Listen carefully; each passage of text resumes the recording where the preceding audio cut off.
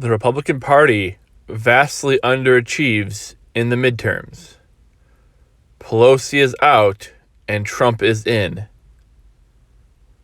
And to the left, disagreement equals hate.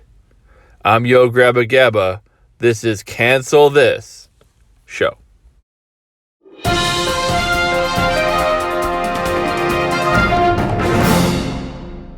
This is Cancel This, episode 36, recorded late November 2022.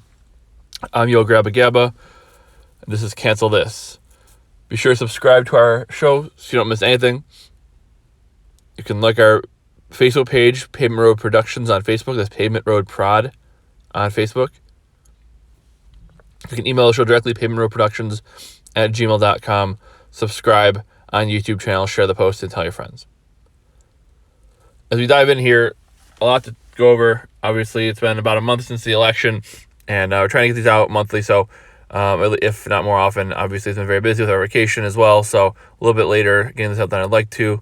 But like I said, subscribe so you get everything, and then you can obviously sift through what you want or don't want.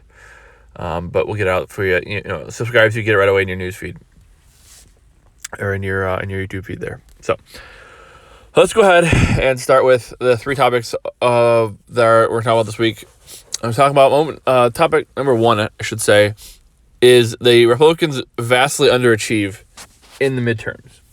Now, there's a lot of reasons why, but the fact of the matter is the Republicans were projected to pick up the Senate.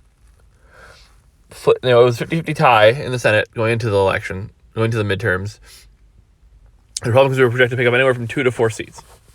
Now, obviously, it was a little bit harder road because they had to retain their own seats and then pick up other seats, and they would have to pick up pretty much they have to win all the seats that were toss-ups to have any sort of majority. So that's really where they had a lot of their own seats to defend, in other words. In the House, they were projected to pick up a majority of 20 to 40 seats. They were within like 4 or 5 anyways going to the actual election, the midterm election. And so it was a matter of just picking up a few to flip the House. So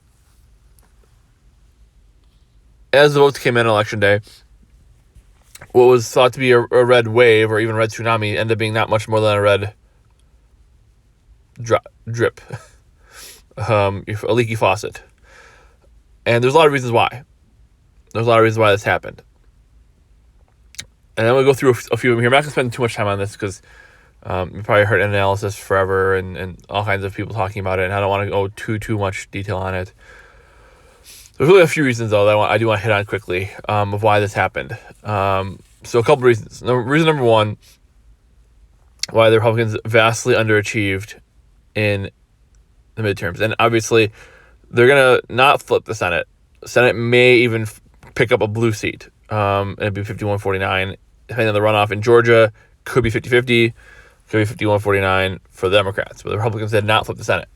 They did flip the House, which they were, there was almost no chance they weren't going to flip the House, just based on the fact that there was, a lot of redrawn Senate seats and things like that.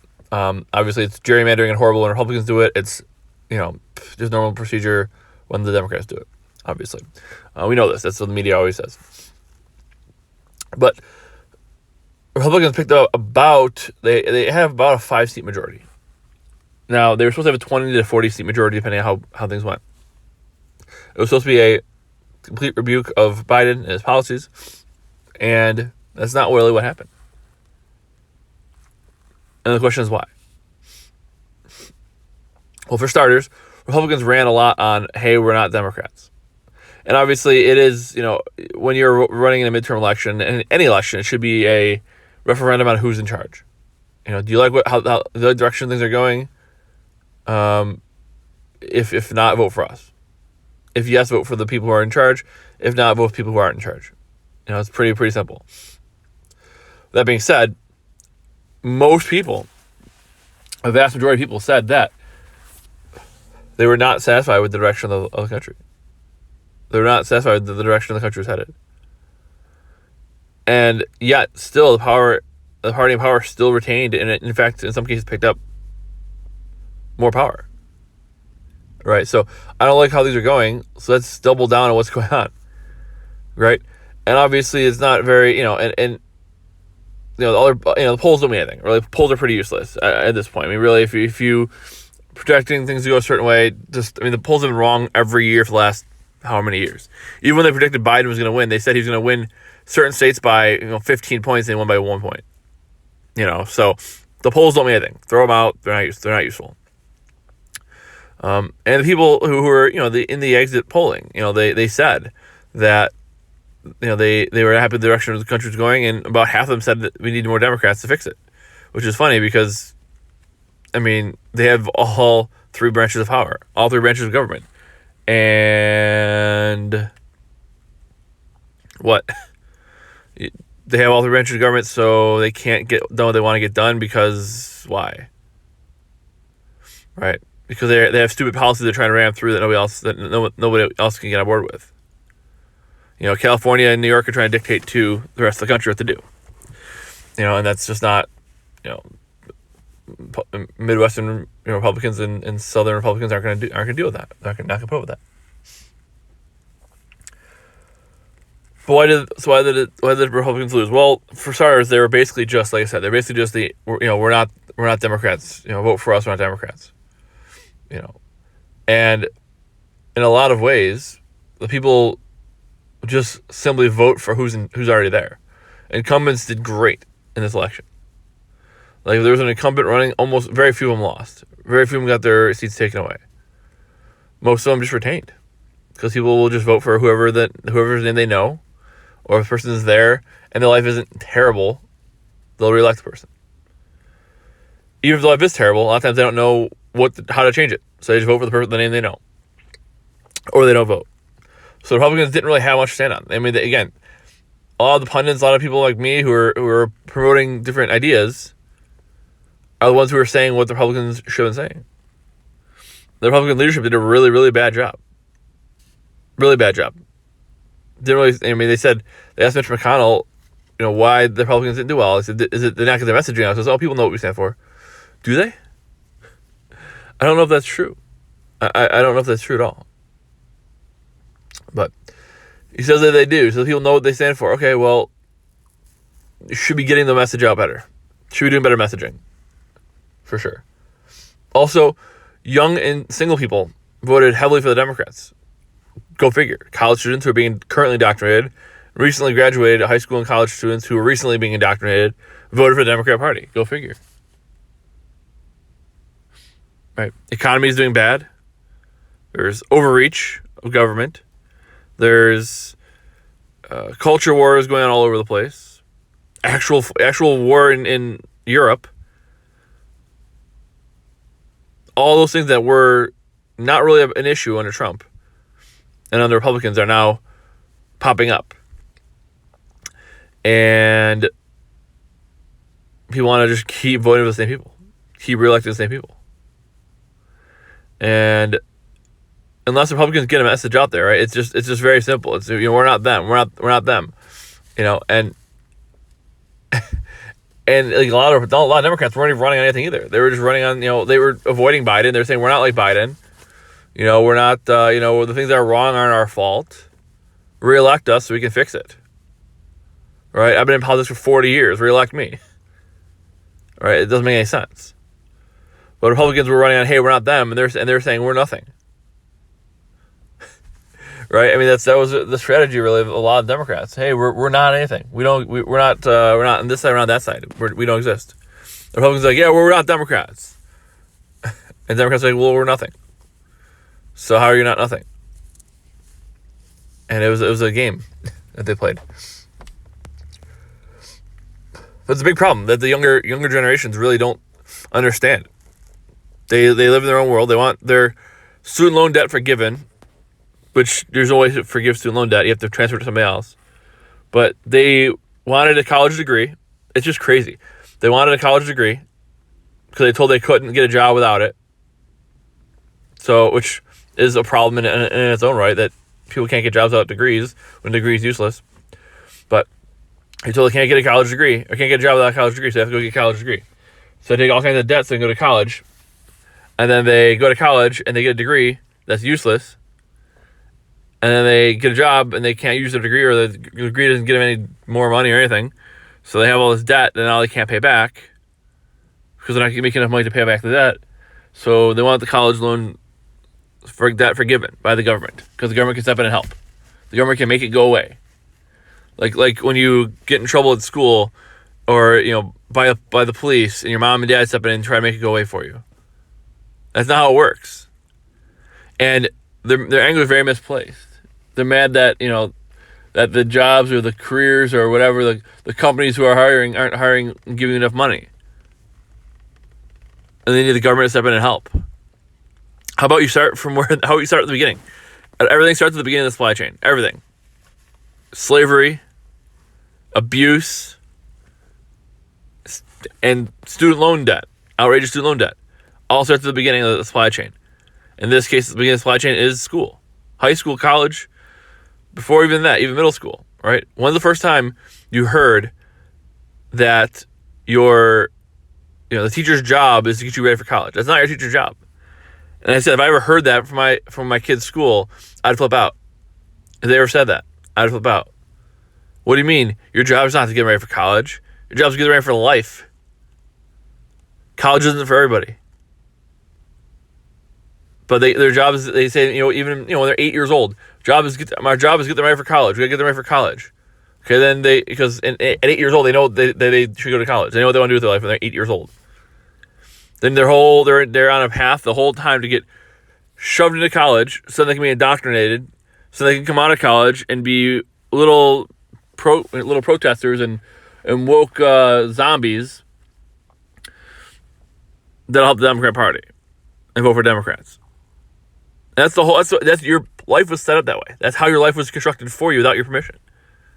But you're mad at the jobs for not giving you a job because you can't do the job because you were given a degree in BS, or even a degree that is in your field that has nothing to do with actually what you're doing. You take 6 diversity classes, and now you're trying to go be an engineer. Well, what does diversity have to do with being an engineer? Right? It's silly. Doesn't make any sense at all. And it's really funny because, Glenn Youngkin, he ran on parents, giving rights to parents. And I mean, look at Ron DeSantis. Ron DeSantis cleaned up in Florida. Florida is red as as red as the stripes of the American flag right now. It is. It's a red state. It was a purple state that he barely won 4 years ago, and now it's a red state, a deep red state. Why? Because he runs on things that matter, right? Republicans, instead of saying, I'm not them, to which they can say, what do you mean by that? You say what you're for, right? I mean, Democrats have left it open for parents. Parents are the enemy of the state. They literally, the State Department has gone after parents at school board meetings, arresting parents for arguing with school board meetings because you're giving your money to the school board and then you're sending your kid to the school and the kid's coming back messed up with all these weird ideologies and gender confusion, but you're supposed to give them that money and then not complain. So when parents complain, they would call domestic terrorists for complaining. Why don't we run on that? We have to force vaccinate the kids, all this stuff. Run on that. That's what they should have been running on to begin with. But it doesn't matter. It doesn't matter. Because, the Republicans, a lot of Republicans don't care about winning. They want to put up a fight, but basically the same thing. Basically, hey, we're basically Democrats. We're just, we lose more. We believe the same things as Democrats. We just lose more. And that's really what the Republicans stand for at this point. That's a mess. It's a joke. And most of them should be out of office. Most of them should have been fired. The leadership especially. But again, they opened up to, the culture wars and everything. The Democrats started. They have all the media. They have all the apparatuses. They have everything, all the levers of government, all social media, everything. They have sports. They've taken over all the institutions, all of them. And yet, the only way it's going to change, and again, a lot of school boards flipped, which is good. That's a good start. Start local and build from there. So that is one positive from this election, is that a lot of school boards flipped. And that's good. Get rid of all the garbage that's in there. Fix the problems. And again, they're going to still work around it. They're still going to work around it. Because their ideology means more than anything. I mean, like, when you're a leftist, you can't be happy. You're not allowed to be happy. Your ideology has to be paramount over everything. So they're going to continue to do that.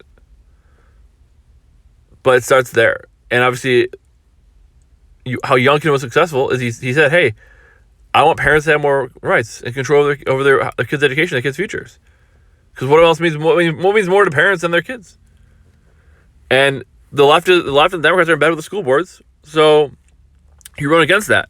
Hey, the left cares all about the school boards and the unions, the teachers' unions. We care about the kids and the parents. I mean, they just didn't put up any arguments, very few, and they ran some really lousy candidates.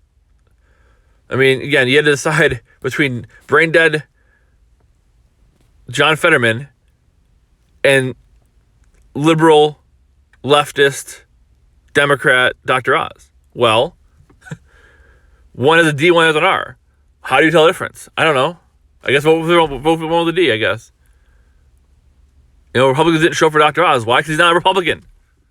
Don't run bad candidates. And there's other reasons as well. There's plenty of other reasons as well why the Republicans underachieved. Those are just a couple.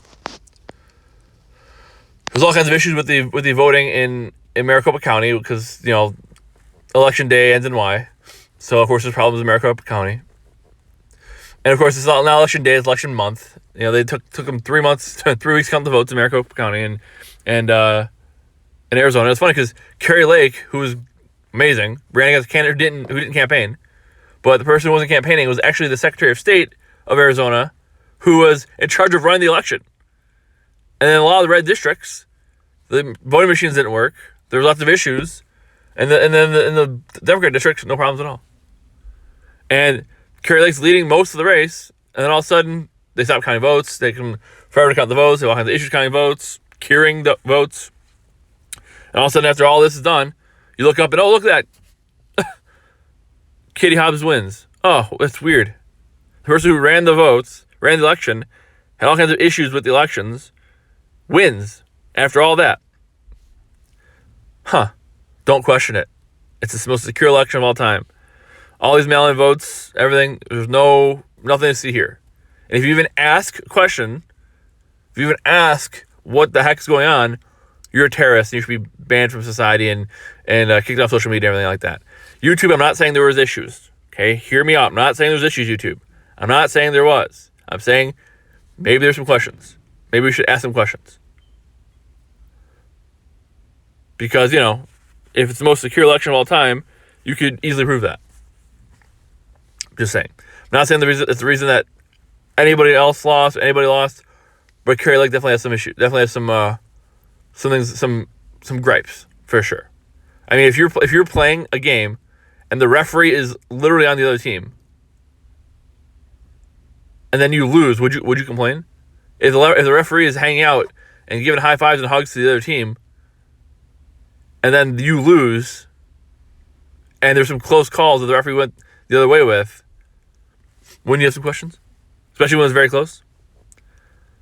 So, lots of things to talk about.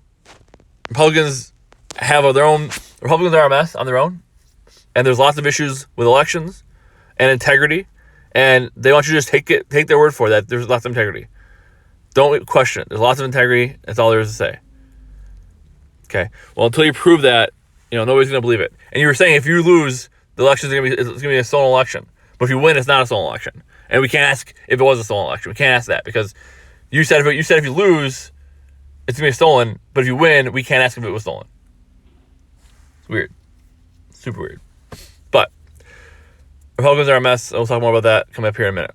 So it's really, to recap, really a few reasons Republicans very, very, very much underachieved in the primaries. And a lot of it starts with the top. A lot of it starts with the candidates, the leadership, McCarthy and McConnell and dare I say Trump as well. And Ronna McDaniel, all the mix, and Trump.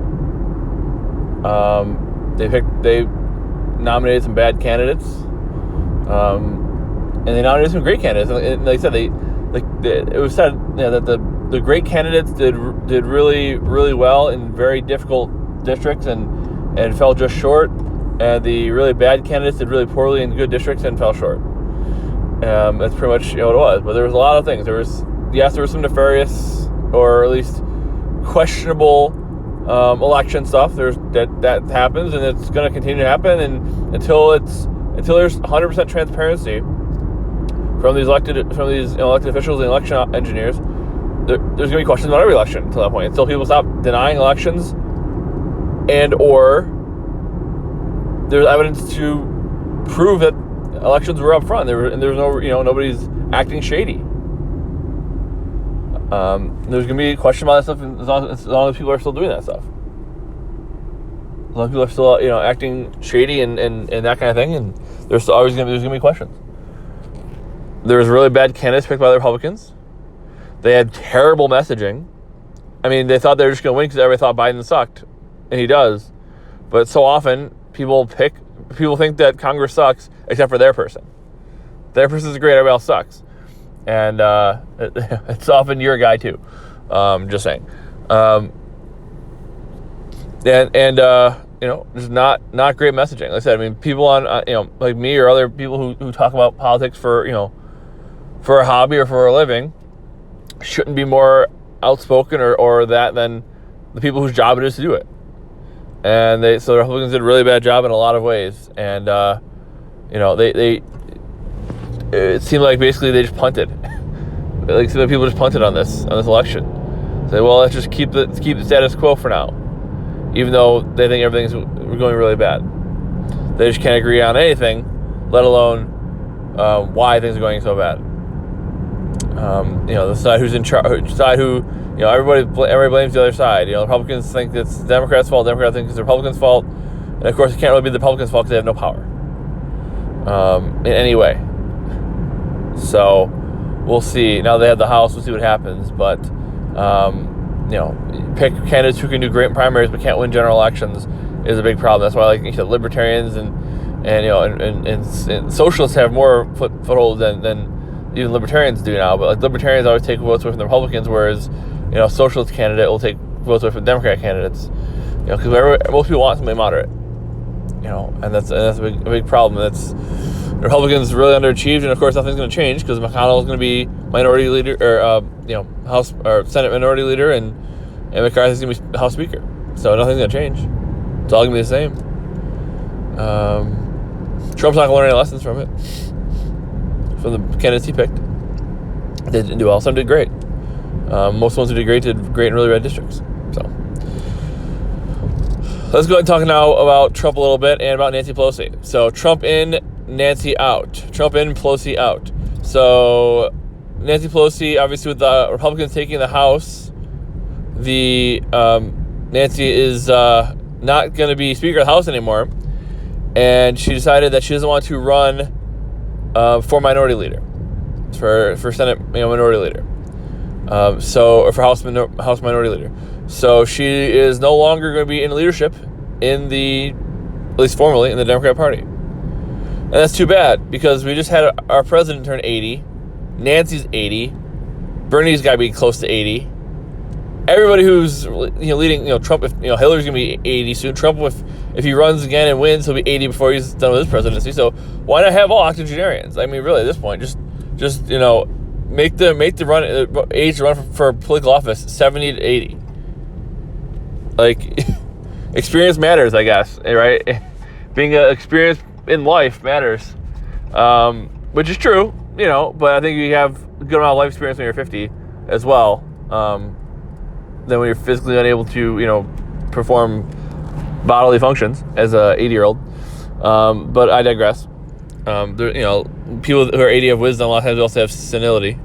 But, yeah, whatever. Elect who you want to elect, I guess. But Nancy Pelosi is out as House Speaker, and she's not going to be formally, obviously she'll still have some leadership role, she'll still do that, but she's going to run against, she doesn't want to run against the hard left of her party. And she was very good at unifying her party, and even with the, she let the squad talk, and then once it came down to vote, everybody got on board. And, that's a good thing about Democrats. Democrats always get the people on board. They always vote. They always get the people to, do what they're supposed to do. Even if it's detrimental. They always, get people to they get their party to spend a lot of money, and get the people to vote for the stuff they want to vote for. Republicans oftentimes will jump ship to vote with Democrats. Very, very rarely will a Democrat jump ship and vote with Republicans. But Hakeem Jeffries will now be taking over as Senate Minority Leader, or House. I keep saying Senate, House Minority Leader, and I guess that's good news. I don't really know. He's from New York, of course, because and not for nothing either. But like you said, like Lee Zeldin in New York really did a great job. He had strong coattails. He ran within about 5 percentage points of Kathy Hochul, who unfortunately won. But Zeldin got a lot of Republicans elected, especially like Long Island area. Dutchess County, whatever. So, very good job on that. Very good job on Lee Zeldin to have some strong coattails and pull some Republicans with him to victory. Even though he fell a little short himself, anybody who's running in a competitive House race in New York won. So it was huge. But like I said, most of the leadership of the Democrat Party is on the coasts. They're all in Oregon and Washington, mostly California and New York. So of course Hakeem Jeffries from New York will be the new House Minority Leader.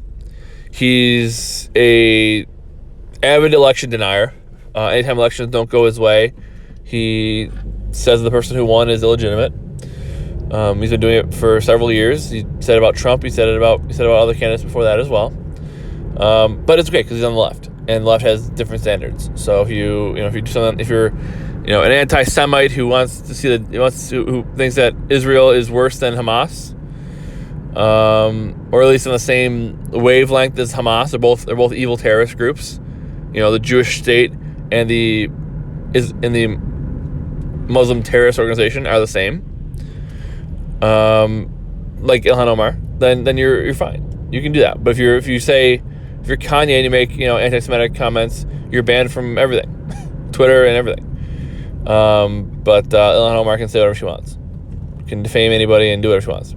Because again, you're on the left. And if you say something stupid on the right, everybody has to condemn you. Everybody has to disavow you. But if you say something terrible on the left, you're fine. You're good. No big deal. So, very interesting that Nancy Pelosi is not in leadership in the, again, formally. She'll definitely be, she's not going to sit back and do nothing. She's going to definitely have an influence on the party, but it won't be a formal role. And in other news, the worst kept secret, Trump's running for president again in 2024. And for his sake, I want him to run. I want him to win for his own legacy, for history, how history will judge him. Obviously, history is written by the winner.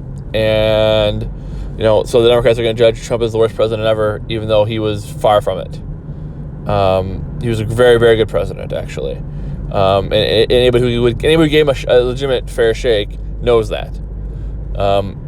Anybody who gave his policies a fair shake knows he was a good president. But a lot of people didn't give his policies a fair shake. They didn't like him, or they didn't like his tweets, or didn't like his hair, or his skin color, or whatever. Because skin color matters. Orange is bad. So even though orange is the new black, I don't get it. But anyways, so he's going to run for president again. And for a second, I hope he wins. But it's going to be hard for him to win. It's going to be hard for him to unify the country if he does win. We're going to have a lot of tough times ahead, regardless of who's president. The country is in a really, really bad place. I mean, like 25% of the country would vote for socialism today. I think that's really, really bad. And we're in a really tough spot. We don't know who's going to run against him. Kanye said he's going to run, which is interesting. So Kanye is in, Trump's in. We know that. Some of the other questions, are still out there. But I do know that, Trump's in and Kanye's in. I'm willing to bet DeSantis will jump in. Then we'll have a real battle. We'll see. My only fear with Trump running is obviously he won't win, which he might. He could win. It's possible. things have to get much worse under Biden, and Biden's too crafty. There's people around who are too crafty, not as a leader, not as a person who governs, but as a politician for sure. As a person who knows which palms to grease. Obviously, no secret that they waited for a lot of the stuff, till after the election or whatever to give the bad news, or like for example, all the news agencies are reporting that the Hunter's laptop is real. Oh, we're so surprised, we didn't know. All the intelligence agencies, or lack thereof, I guess in this case, they all said it was fake, and now it turns out that they were wrong. It is real. Oh my gosh. Oh well, it's funny that comes out like a week after the election, huh? And we all knew it, but you lied about it and covered it up, right? And they took oil out of strategic oil reserve just enough to get through the election. And they announced a little before elections they're gonna do this student loan forgiveness to try to get the young people that motivated to vote. And the Republicans want to take it that way. They want to force women to give birth without their consent. It's gonna be the Handmaid's Tale. The Handmaid's Tale is gonna happen. Yeah, okay, sure. And fear tactics, and they're gonna try to take away people's right to vote.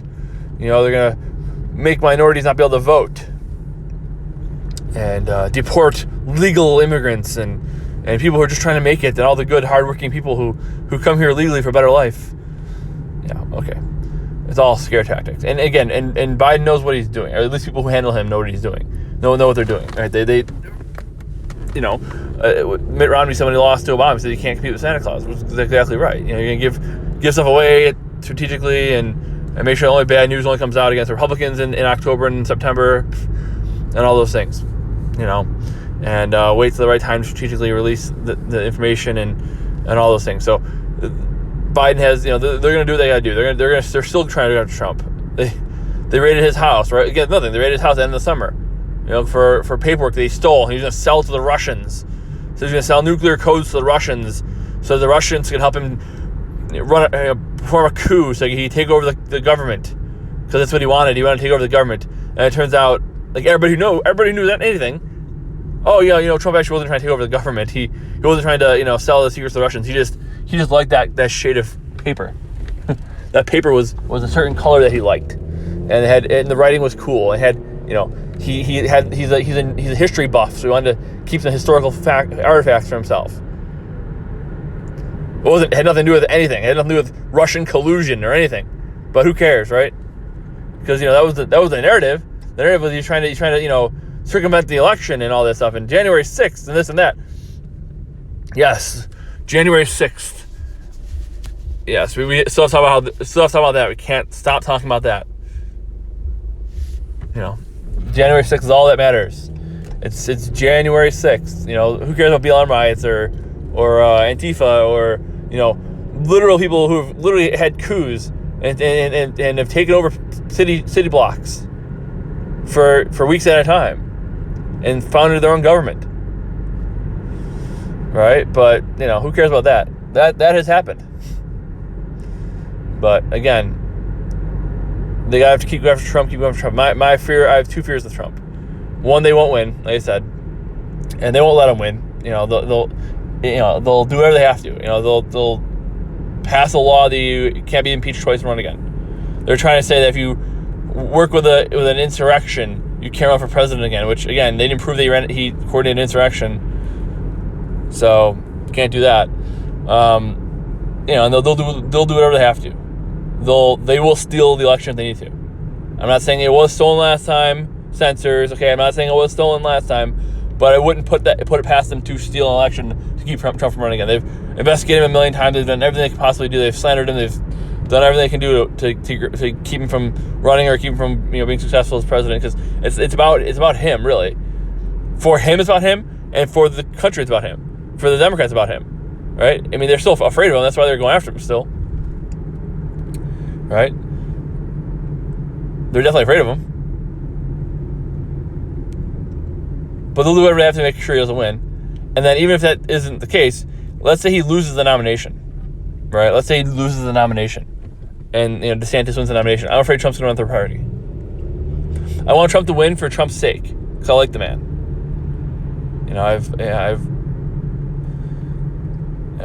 I've followed him in his last for the last 10 years. I've studied some of his stuff, and I said in my one of my college thesis papers, I said he should run for president. Here's how he would win. If he ran, and he pretty much followed the playbook I laid out for him. I won't take credit for it or blame, but in my college paper I said here's a way he should run and win. This was back in 2012, around there, or 2011 even, before he probably even had the thought of running. But again, that was what I'm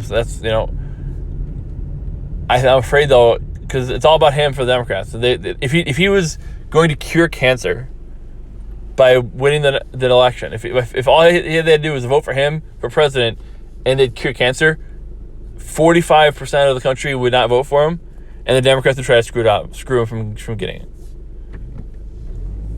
They'd run hard against him, right? It doesn't matter what good he could do. They hate him, and he can't be president because he's a threat to them. And also, I said I think it's all about Trump for Trump too. It used to be about vote for me so I can take the bullets for you. Because that's why he got elected the first time, right? He got elected the first time because he was saying, hey, they hate you, they don't hate me, but I'm just in their way. And that's true. And you could rally around that because this establishment, the elites, they do hate the average person. On both sides. So that's why Trump kind of came in and stirred up stuff, and that's why they had to defeat him. They had to not let him run again, or make sure he didn't win again, or they could limit what he could do. And even with all the limitations, he still did a lot. But it's about him, and they hate him. And also it's about him now too, because the January 6th stuff and the 2020 election stuff, and there was tons of questions about it. Of course there were. The Wuhan lab, you can't even ask questions about that. Still, they shut you down. But you're supposed to just trust what they say. Trust the science. The scientific establishment that doesn't know anything. In a lot of cases. They make up stuff. They don't know biology in a lot of cases. I'll just leave it at that.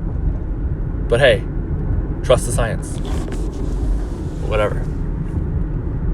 The truth is, there's a lot of problems. And Trump could help. He could solve it. I'd rather him endorse somebody else and help somebody else get elected who's not him, but I know he's not going to do that. And I'm afraid if he doesn't win, if he doesn't win the nomination, I'm afraid he's going to run third party and take it and give it and hand it to the Democrats. Because I think it's his ego at this point is going to be could be a problem. But he definitely deserves better. There's no doubt about it. He definitely deserves a better fate. I wish he would have obviously won. We would have been in a way better spot in our country if he won. And obviously, he made a lot of mistakes. He's not a career politician. Biden's not making any mistakes. He just doesn't. He just is doing what his handlers tell him to do. He's not making any mistakes. He's doing everything intentionally, right? So Trump had the right intentions, but made a lot of mistakes. Biden has bad intentions and is making no mistakes. And that's where we're at. But Trump's in. Obviously, there'll be a lot more to come in, and it's way too early for Trump to come in. Obviously, he's going to have to be hard to keep the momentum going the whole time and everything like that. But everybody knew he was going to run. Everybody knew he was going to throw his hat in the ring again. And we'll see how it goes. There's plenty more to talk about with that. But Nancy Pelosi out is in the House Democrat leadership, and Donald Trump in the 2024 presidential campaign. Obviously, it's 2 years out. We'll see. Anything can happen, but that's where we're at on that. Finally, I want to talk a little bit about this topic that's been, it's more the culture side of it. It's more the difference between the left and the right. And I've talked about this before, but it's never been more clear, than it is, in the modern day and right now. Back in 2000 and, in the 90s and even the 80s, and really our entire country, one side disagreed with the other, but at the end of the day, they'd come together and shake hands and that'd be it. But it's not how it is anymore. And they say, the country's being divided. It was divided way before Trump. Like, way before Trump, it was divided. Trump noticed that it was divided, and it was able to take advantage of it. but it was divided way before Trump. The leftists don't want the right to have a platform. Like, you never hear leftists get censored. When do you hear a leftist get censored on social media? Ever. Democrats, they don't get censored. They complain. They say, oh, why are you complaining about it? Blah, blah, blah. The right gets censored all the time. But it's okay. Because they are evil. Right? The right thinks the left is crazy. The left thinks the right is evil. And, you know, they want to say, oh, well, you know, words are violence. You know, they think that you know, the right hates, you know, people of LGBT. They think that the right hate those people, or trans people. The right doesn't hate them. You know, the right isn't anti-gay, right? Because gay rights have been on the table with the redefining of marriage and like that. By the way, marriage. What is marriage? Obama said, according to Barack Obama, it's a marriage between a man and a woman. It's between a man and a woman. That's what Obama said. And of course, he had to say that publicly because he was very radical, and he knew he wouldn't get elected if he was a black man and a radical black man. So he had to temper how he really felt, and then he could do it under the table. But marriage it's a religious term. I mean, marriage, it's like we want to protect marriage because, you know, we got to keep, you know, we got to let, you know, anybody, love is love, right? Love is love. Okay, well, if you're 12 and you're 30 and you're 87 and you love each other, is that love? Is love? Is that what that means? Because you can't have catchphrases and slogans that then contradicted. That's not how it works. But again, marriage is on the docket. Okay, marriage is is being talked about. Okay, well, marriage is again between a man and a woman because it's how it is. You know, like civil union. The government can change. The government doesn't have to use the word marriage, right? They don't have to use the word marriage. They can use any other term, but it's a religious term, and it means it's the foundation of the family, and they hate the family, so they have to tear down the family. So anybody can have, you know, can get married. Any 6 people.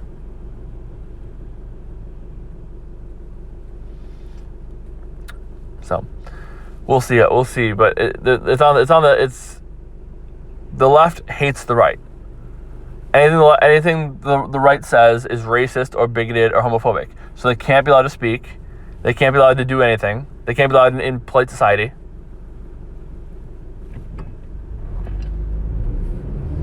So they have to do whatever they can to stop the right from speaking, because again, to the right, the people on the left are crazy and totalitarian. On the left, people on the right are evil. They're hateful. And if you disagree with them, if you don't, like, for example, there was that shooting in the gay nightclub in Colorado, right? And of course, immediately, doesn't matter what happens, it's always the same.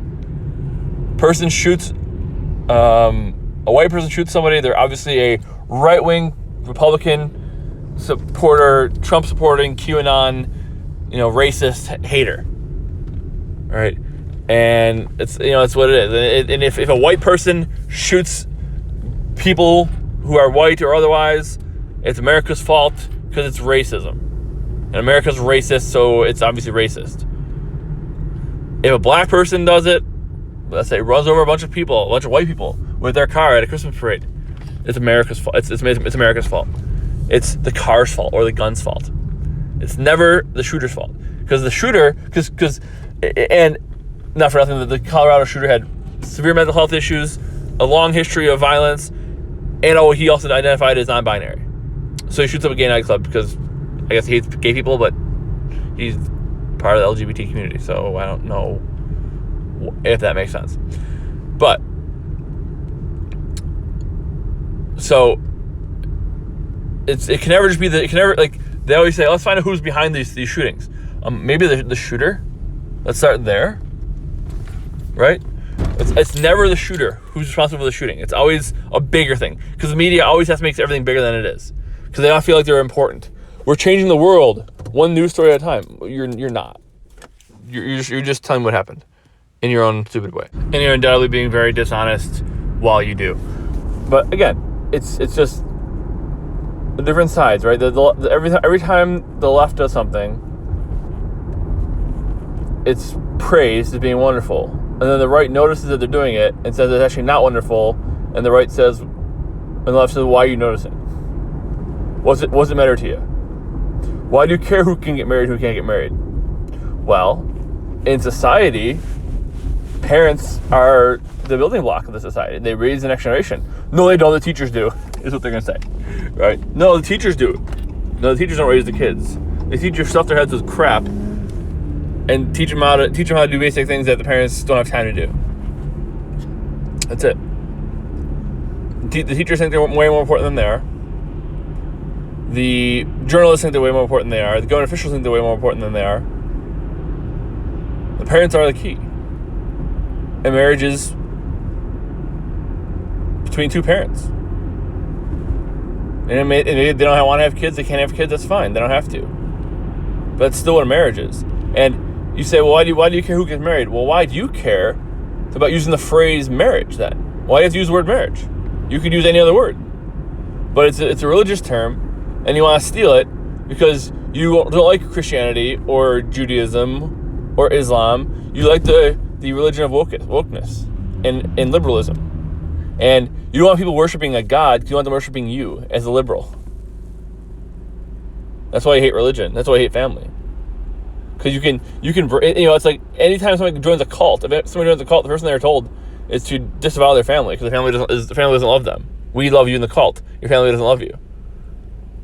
Meanwhile, the left's trying to destroy the family. I mean, BLM's one of their primary objectives is to tear down the nuclear family. But it's not a cult. It's wonderful. But supporting President Trump is a cult. Okay. But that's really all it is. It's really all it is. That's the last point I want to make here for the day here for the show. It comes down to the left thinks that everything, like, the left thinks that the right only. Let me put this in the correct phrasing. To the left, disagreement equals hate. To the left, disagreement equals hate. So if you disagree with somebody's lifestyle, right? So, and how many times you hear a story of, a Christian got kicked out of the church for being gay? Yeah, that really doesn't happen.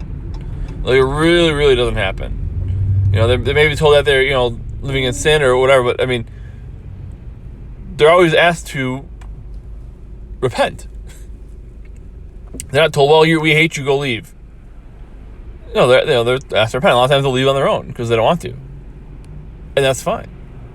Anybody who has any sin and doesn't want to repent, that's their right to turn their back on the church. That's their right. And yes, the churches aren't perfect because they're made up of humans, of people. And people aren't perfect. That's certainly true. But just because somebody disagrees with somebody's lifestyle doesn't make them hate them. Right? We all have gay relatives or gay friends or gay somebody in our life. And just because I don't think that all marriage is the same, I don't think that three men and two women and a goat living together and sleeping with each other and having sex with each other is the same as a man and woman doing that for the procreative act. Just because I think those aren't the same things, just because I disagree with that those are the same thing, they have equal value, doesn't mean that I hate gay people. But see, the difference is, and you can look at that in all kinds of other places. You can look at that from the perspective of, I disagree with, if somebody thinks, if you're talking about trans rights, whatever. All right? And you got to be careful what you say on YouTube. Someone be careful. But if you think that, that someone who has gender dysphoria, which is a medical condition, mental health issue, if you think that they should be given treatment, not affirmed, then you hate trans. And there's no, or you say trans people don't exist, you're trying to kill trans people because you want them to commit suicide. Okay, no, I want them to get help. It's like anybody who has any mental health issues. I want them to get help. I don't want them to die. I want them to get help. But because you don't just say yes sir, yes ma'am, and agree with everything they say, then you hate them. And they can't see compromise. And the biggest reason why is because to them on the left, and this is the biggest reason, to them on the left, everybody they disagree with, they hate. So they assume that the other side feels the same. Because on the left, everybody they disagree with, everybody who doesn't agree with everything they say, even if you're on the left, but you're not, left enough. You're a Bill Maher, who's on the left, very much so, but sometimes says things that make sense and are common sense things. It says we shouldn't be so woke and stupid and tearing down our own country because we're mad. Because he says that he's not woke enough. He's not the left hates him. A lot of people on the left hate him now because of that. Because he said things that make some sense. It's like I don't understand. But that's why they are the way they are. That's why they think that the right hates everybody they disagree with. Because the left hates everybody they disagree with. It's always a mirror. Whatever they are accusing you of, they're doing. And they have the media running their running with them. They have all the institutions, the universities. They have big tech. They have all that, social media, all that running with them. And it's true that they hate their opponents, right? I mean, that's why they want to censor the right. That's why when a Republican gets killed, like the woman who was a biracial woman who eulogized her father by calling him evil at his funeral and saying how she hated him because he was a white Trump supporter at his funeral. When a right-wing person dies, people on the left say, they celebrate it because they literally hate their enemy. They literally hate so we're supposed to compromise with that, right? On the right, we're supposed to just say, it's okay. I know they hate us and wish death upon us, but we can agree to disagree. We can live in harmony. It's pretty hard. Imagine living with the person who murdered your family, or wish they could kill your family, who threatened you. Now you have to share a meal with them. It's going to be really difficult. And as always, comes down to leadership. And it so many times it does, right? The right is always asked to condemn the people on the right who are fringe. The left is asked to embrace the people on the left that are fringe, right? Like they did a survey, a few months ago. It was probably a year ago at this point. That who feels comfortable speaking out about the politics? Who feels comfortable in talking politics? And the only they basically divided into sections. Far left, far right, center left, center right. And the only ones who felt comfortable talking politics are the far left. The socialists are the only ones who feel comfortable talking about it because, it's the cool thing to do is be a socialist. Want to tear down the institutions and subject millions of people to poverty and death. By the way, more people have died from socialism and communism than any other ism on earth, including racism, including sexism. But it doesn't matter. Because we'll do it differently this time. It has been tried like we want to try it. Okay. Sure. But that's why if you disagree with somebody on the left, you're ostracized, you're told you're not allowed to speak, you're censored, you're called names, racist, bigot, homophobe, sexist, because you disagree with something that's they say on the left. And because of that, they vilify you as an evil person because you don't think there should be such a there shouldn't be free everything for everybody. People should have to actually work for a living. For example.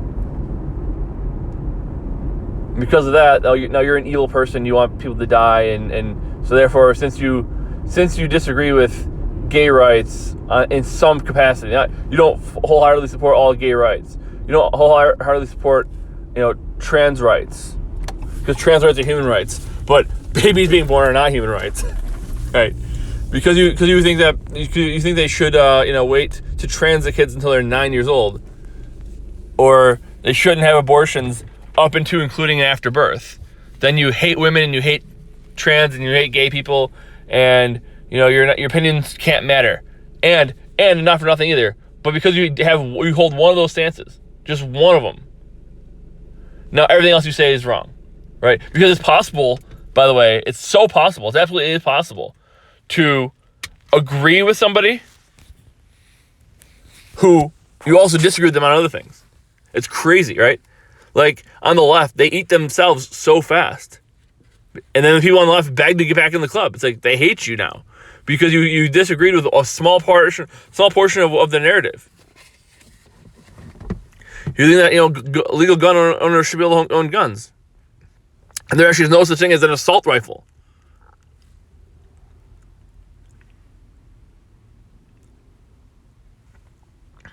Right? You believe in the Second Amendment, for example. Well, now you're cast out of the left-wing sphere. You're not allowed to be a liberal anymore because you disagree with something that they said, a portion of it. Right? Because on the right, there's a lot of people I disagree with. A lot of people on the right who have stupid opinions. A lot of people on the left who have some good opinions. But I very, very rarely agree with everything somebody says. People I listen to, radio hosts. I agree with 90% of what they say, but that 10% I don't agree with. Does that mean I just say, okay, I'm never listening to them ever again? They're done? They're dead to me? No. Because that's how you form your own opinion. And you're not allowed to do that. You're supposed to just mirror what is said and just repeat the lies, repeat the rhetoric over and over and over again. There's no room for dissent. Don't think critically, If you think that there's something else going on other than what you're being told, if you think that the government's lying to you or public or the media is not telling the truth, then now you're a conspiracy theorist, right? No, it's actually called a critical thinker, right? And it's dangerous to be a conspiracy theorist. It's dangerous to think critically. When I was growing up, they told us to think critically. Remember in high school, I was told to think critically. Now you think critically about the wrong things. You can think critically about, is a man a woman or a woman a man? You can think critically about that. You can think critically about how many different genders there are. You can think critically about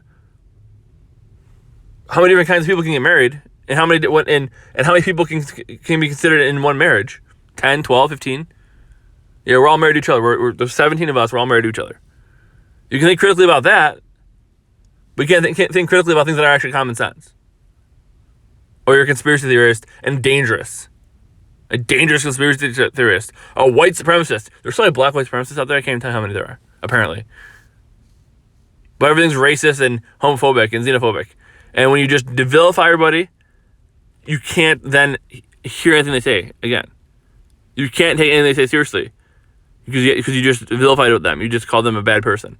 By the way, there are very bad people who have good ideas, right? I said before, what if you are a person who beats your spouse and then saves a child from a burning building in the same day? Are you a bad person because you beat your spouse, or a hero for saving a child? People are complicated. And that's what we need to understand. We need to get back to that. Social media made it so easy to just look at somebody and say, well, they said this thing I don't like, so they're evil. Write them off. And, they say in Star Wars, only the dark side deals with absolutes, right? And that's what we've become. Somebody says something we don't agree with, and now they're written off. They're dead to us. And they're evil, and we hate them. It's there's a lot of people who say things I disagree with. Some people I agree 90% with. Some people I agree 10% with. But it doesn't matter, because each thing they say, if they're wrong, the broken clock can be right twice a day, right? Eric Adams wants to clean up the homeless people off the streets. Well, there's a change. He's finally right about something. The first time he was right about something, I supported him. I thought he was going to be a good mayor, because he's pro police and law enforcement, and he hasn't done that as mayor. Maybe he's finally going to. So I've disagreed with everything he's done so far, but maybe now he's doing something right. You have to look for the redemptive quality in people. You can't look for the one bad thing and throw all the good, just like you can't look for the one good thing and throw all the bad. People are complicated. People are people. Don't hate. Just realize that and understand that. Be sure to subscribe so you don't miss anything. You can look at our Facebook page. It's Pavement Road Prod on Facebook. You can email the show directly, pavementroadproductions@gmail.com. I'll try to get more of these shows out again. It's hard because there's so many other things going on. I'm doing two shows a week at least. So I'm going to be doing 3 actually within a couple hours today. So be sure to subscribe so you don't miss anything. You can look at our Facebook page, like I said. Email pavementroadproductions@gmail.com. Subscribe on the YouTube channel. Share the post and tell your friends. Obviously, help us get the word out there and let everybody know what's going on with us. A lot more to get to. We may go back on Twitter at some point now that Musk owns it, and we're kind of let that play out and see how that goes. It seems like it's still a bit of a mess. So we'll see if he makes it better, if it's just going to be as bad or even worse than it was. So stay tuned for that. Other than that, trying to stay off social media because it's just a mess, as I've been saying. But obviously, we got to get, if you have a social media page you want to promote us, by all means, go for it. We'd appreciate it. Thanks for listening. We'll be back soon with more reality TV stuff. We only have a couple more reality TV shows for the next couple weeks coming up. We'll be going with that till about Christmas time, give or take. And then we'll be having a little break from that stuff for a couple months before we get back, and we'll get back into more of this stuff and maybe some sports and other things as well. So let us know what else you want us to cover, any other topics you want to discuss. And thanks for listening. Thanks for subscribing and sharing the post. And until next time, bye, Dan.